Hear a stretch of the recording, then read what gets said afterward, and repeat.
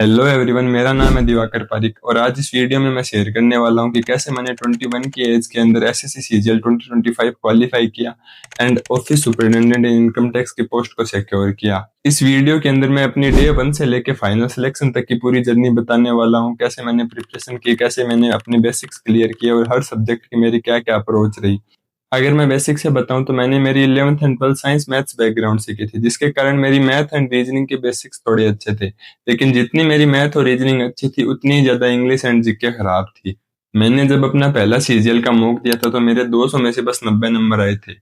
अगर आपके भी बहुत कम स्कोर आ रहा है तो अभी डरिए मत, आगे पूरे वीडियो को देखिए। मैं बताने वाला हूँ कि मैंने अपने स्कोर को कैसे कैसे इम्प्रूव किया। सबसे पहले बात करते हैं रीजनिंग के बारे में। रीजनिंग एक ऐसा सब्जेक्ट है जिसके अंदर स्कोर करना बहुत ही ईजी है, लेकिन इसका वेटेज सारे सब्जेक्ट के जितना ही रहता है। तो इसके अंदर लगभग हर बच्चा 50 आउट ऑफ 50 स्कोर कर सकता है, बस उसकी अप्रोच अच्छी होनी चाहिए। जैसा कि मैंने बताया कि रीजनिंग के अंदर मेरे थोड़े बेसिक्स क्लियर थे, तो मैंने क्लासेज ना लेके सीधा प्रैक्टिस से शुरू किया। मैं लगभग डेली एक या दो सेक्शनल मॉक लगाता था या फिर कोई भी पीवाईक्यू बुक से प्रैक्टिस करता था। आपको मैं बताऊंगा कि डेली एक या दो सेक्शनल मॉक लगाएं, और जब आप प्रिपरेशन शुरू करें तो शुरू में 4-5 मॉक लगा के देखें। उससे आपको पता चल जाएगा कि आपके कौन से टॉपिक वीक हैं, किन टॉपिक में आपको ज्यादा टाइम लग रहा है। उनका आप यूट्यूब पे जाए, उनके वन शॉट, कोई भी वन शॉट लेक्चर ले लीजिए किसी भी टीचर के। बहुत सारे टीचर हैं, पीयूष सर हैं, मैथ्स मैनिया की बहुत अच्छी अच्छी प्लेलिस्ट है एंड बहुत सारे टीचर हैं, आप उनकी क्लासेस ले सकते हैं। अगर आपको लगता है कि आपके बेसिक्स क्लियर नहीं है तो यूट्यूब पे बहुत सारी प्लेलिस्ट हैं जिसके अंदर बहुत कम टाइम में टीचर्स ने पूरी रीजनिंग का सिलेबस कंप्लीट करा रखा है। तो लगभग 1-2 महीने लगा के पहले आप उनसे सिलेबस कंप्लीट कर लो और फिर उसके बाद में प्रैक्टिस के ऊपर आ जाओ। तो इसी प्रिपरेशन स्ट्रेटेजी से मैंने प्री में 47.5 आउट ऑफ 50 मार्क्स स्कोर किया। अनफॉर्चुनेटली मेरा एक क्वेश्चन रीजनिंग के अंदर गलत हो गया था। तो बात करते हैं दूसरे सब्जेक्ट मैथ्स की। मैथ्स के अंदर मेरे साथ बहुत ही अच्छी चीज हुई कि मुझे बुद्धेश सर मिल गए और मैंने उनसे पढ़ना शुरू किया। उससे पहले मैंने एक दो टीचर से शुरू में पढ़ने का ट्राई किया था, लेकिन बुत्ते सर का जो पढ़ाने का तरीका है वो मुझे बहुत ही अच्छा लगा। वो बच्चों की साइकोलॉजी के हिसाब से कि बच्चे किस हिसाब से सोचते हैं उस हिसाब से पढ़ाते हैं, तो हमारी अंडरस्टैंडिंग उनके साथ बहुत अच्छी मैच हो जाती है। मैंने सबसे पहले सर का पेड बैच परचेज किया और उससे क्लासेस लेनी शुरू की। और सर क्या है, हर क्लास के साथ साथ उसके पीवाईक्यू क्वेश्चन भी सॉल्व करवाते हैं, तो मेरी प्रैक्टिस वहीं से हो जाती थी। एक चीज जो मैंने बहुत अच्छी की, मैं हर टॉपिक पूरा करने के बाद में उसके शॉर्ट नोट्स बना लेता था। मैथ के अंदर जो नोट्स बनते हैं वो बहुत बड़े बनते हैं क्योंकि उनके अंदर क्वेश्चंस भी लिखे होते हैं, कॉन्सेप्ट, ट्रिक्स, फॉर्मूला, बहुत सारी चीजें लिखी होती हैं, तो उनको फ्रिक्वेंटली रिवाइज कर पाना बहुत ज्यादा मुश्किल हो जाता है। तो उसके जगह मैंने शॉर्ट नोट्स बनाए। तो उसके अंदर मैं क्या करता था कि बस फॉर्मूला, ट्रिक्स एंड कॉन्सेप्ट लिख लेता था। जैसे बड़ा सा बड़ा चैप्टर जैसे ज्योमेट्री है, उसके भी शॉर्ट नोट्स मेरे लगभग 10 पेज के अंदर हो गए, जिनको रिवाइज करने में मुझे मुश्किल से 20 मिनट लगते हैं।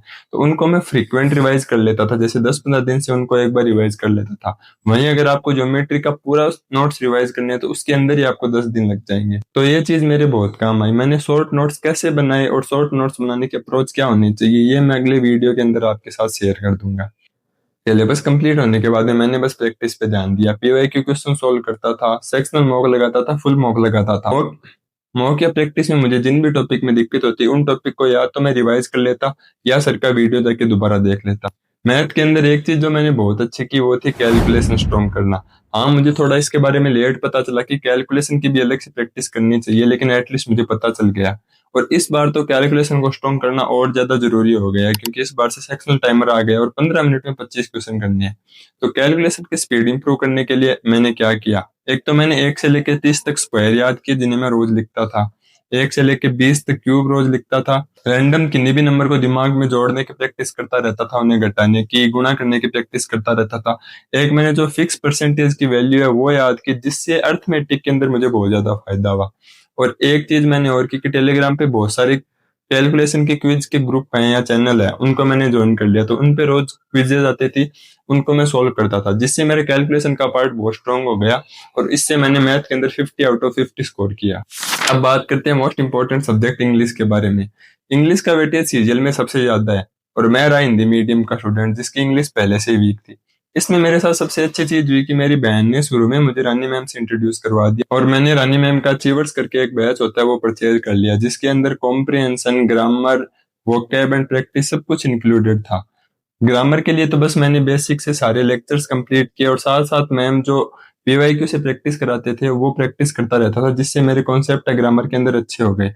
और सिलेबस कंप्लीट होते ही मैंने एक ऐसी चीज की जो मेरे लिए बहुत ज्यादा फायदेमंद रही। मैंने 60 रूल्स ऑफ ग्रामर की रानी मैम की यूट्यूब पे प्ले लिस्ट है, उसके नोट्स बना लिए, जो बहुत ही छोटे नोट्स बन गए और उसके अंदर लगभग पूरी ग्रामर कवर हो जाती है। और जब हम उनको पढ़ते हैं तो हमें पूरे लेक्चर्स पढ़ने की जरूरत नहीं है, बस वो उतना पढ़ने से हमारा पूरी ग्रामर रिवाइज हो जाती है। अब बात करते हैं इंग्लिश के अंदर सबसे जरूरी चीज वोकैब की, जिससे सबसे ज्यादा स्टूडेंट डरते हैं। मैंने अपनी वोकैब कैसे की?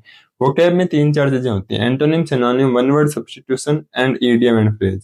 और एंटोनिम सिनोनिम के लिए मैंने मैम की एक समुद्र मंथन करके पीडीएफ है, उसका प्रिंट आउट निकलवा लिया। एंड बैच के अंदर मैम लेक्चर्स के अंदर इनको याद करने की ट्रिक्स बताती हैं, जिनसे ये जो वर्ड्स हैं बहुत आसानी से याद हो जाते हैं, तो उनसे मैंने वर्ड्स को याद किया। And one word substitution and idiom के लिए मैंने प्रीवियस ईयर की पीडीएफ निकलवा ली और उनसे मैं याद करता रहता। तो इस तरह से मेरा वोकैब का पार्ट क्लियर हो गया। अब एक ऐसी चीज है कॉम्प्रिहेंशन, जिसका वेटेज बहुत ज्यादा है और स्टूडेंट इस पे सबसे कम ध्यान देते हैं। तो कॉम्प्रिहेंशन को अच्छा करने के लिए मैंने क्या किया, एक टेलीग्राम चैनल है इंग्लिश माध्यम करके, उसे ज्वाइन कर लिया। उस टेलीग्राम चैनल पे डेली एडिटोरियल आते हैं जिनको मैं प्रैक्टिस करता हूँ। उसके अंदर एक पैसेज, एक क्लोज टेस्ट, तीन चार पीक्यूआरएस और थोड़े ग्रामर एंड वोकैब के प्रैक्टिस क्वेश्चन होते हैं। तो उससे रोज प्रैक्टिस भी हो जाती थी और मेरा कॉम्प्रिहेंशन का पार्ट भी स्ट्रांग हो गया। और साथ ही रीडिंग कॉम्प्रिहेंशन को मैंने स्ट्रॉन्ग करने के लिए बहुत सारी बुक्स वगैरह पढ़ी, और जो भी मैं पॉडकास्ट वगैरह यूट्यूब पे देखता था वो इंग्लिश के अंदर देखने लग गया। अब बात करते हैं नेक्स्ट सब्जेक्ट जीके के बारे में, जिसमें स्टूडेंट को सबसे ज्यादा कंफ्यूजन रहता है। मैंने परमार सर को फॉलो किया और उनका बैच परचेज किया, जिसमें लेक्चर्स के साथ साथ मैं अपने हैंड रिटन नोट्स बनाता था। उसका एडवांटेज मुझे ये मिला कि जो अपने हैंड रिटन नोट्स होते हैं वो रिवाइज करने में बहुत ज्यादा आसान रहते हैं। जैसे बुक से अंदर अपन अगर एक पेज को पढ़ते हैं उसके अंदर अपने को 20 मिनट लगते हैं, तो हैंड रिटन नोट्स 5 मिनट के अंदर रिवाइज हो जाते हैं। एंड परमार सर से पढ़ने का मुझे ये फायदा हुआ कि वो बहुत ही कम क्लासेस के अंदर बहुत ज्यादा कंटेंट पढ़ा देते हैं, जो एकदम एग्जाम ओरिएंटेड होता है।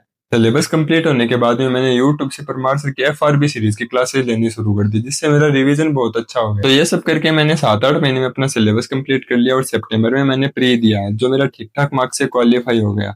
अब बात आती है मेंस की। तो मेंस के लिए मैंने कुछ अलग नहीं पढ़ा, जो चीज मेरी पहले से पढ़ी हुई थी उनको ही रिवाइज करता रहा।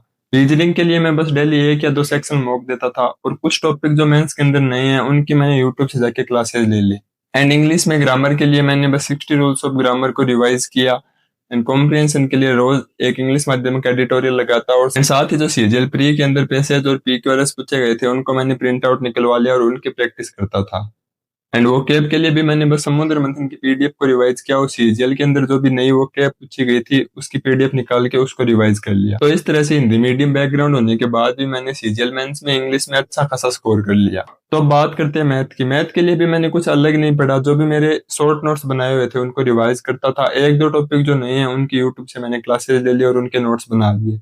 एंड जिन भी टॉपिक में मुझे दिक्कत होती थी तो मैं उनके लेक्चर्स बैच वाले वापस जाके ले लेता था। मैथ्स मेरा स्ट्रॉन्गेस्ट सब्जेक्ट होने के बाद भी मैं इसके अंदर इतना अच्छा परफॉर्म नहीं कर पाया, जबकि मैंने प्री में 50 आउट ऑफ 50 स्कोर किया था, जिसके बहुत सारे रीजन है। एक तो एग्जाम का लेवल अच्छा आ गया था एंड मेरी थोड़ी अटेम्प्टिंग स्ट्रेटेजी खराब थी। अब बात करते हैं जीके की, जिसका वेटेज और सब्जेक्ट से थोड़ा कम है, लेकिन सिलेक्शन लेने के लिए ये सबसे ज्यादा जरूरी है। जीके के अंदर मुझे सबसे ज्यादा हेल्प मिली परमार सर की निट्टो सीरीज से, जिसके अंदर वो ऑप्शन एलिमिनेशन करना सिखा देते हैं और इससे हमारे नंबर ऑफ अटेम्प्ट है वो बढ़ जाते हैं। इसका फायदा मुझे बहुत ज्यादा मिला। हालांकि मेरे प्री में 20 नंबर से आए थे 50 में से, लेकिन मेंस के अंदर मेरे 49 नंबर आउट ऑफ 75 आए थे। तो इस तरह से सीजीएल मेंस में 322 नंबर लाके ऑफिस सुपरिटेंडेंट की पोस्ट को सिक्योर किया।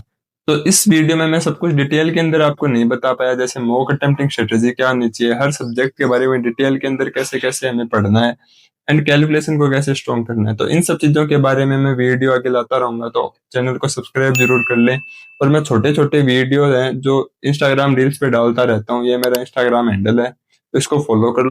और अपने जो भी डाउट आप इसके ऊपर भेज सकते हो, मैं सबके डाउट क्लियर कर दूंगा। एंड अगला वीडियो मुझे किस टॉपिक पे बनाना चाहिए प्लीज कमेंट के अंदर बताएं। Thank you for watching.